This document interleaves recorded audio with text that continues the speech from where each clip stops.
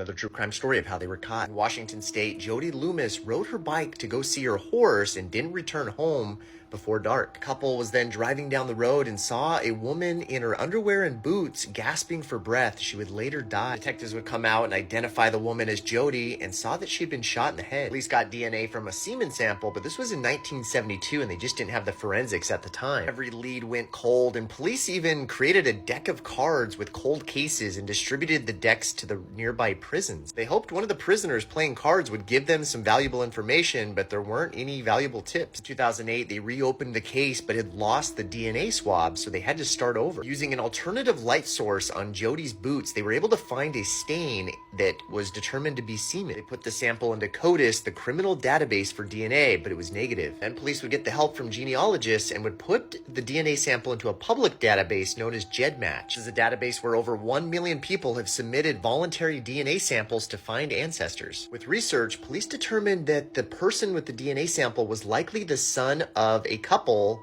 Jaquita and Albert Smith. Terrence Miller was one of their sons and had a violent past. He even had a connection to the crime scene as he had traveled there often and worked at construction sites in that area. Police surveilled him to a nearby casino where he drank some coffee and discarded the coffee into the trash. Police collected the coffee cup and the DNA on it matched the semen sample from the crime scene. Terrence was arrested, and while in jail, he had a recorded conversation with his wife in which he told her that they had a strong case against him because of DNA and apologized to her. It took police almost 50 years to arrest him, and he would end it all before they could convict him in 2020. Terrence was no longer alive, but that was how he was caught.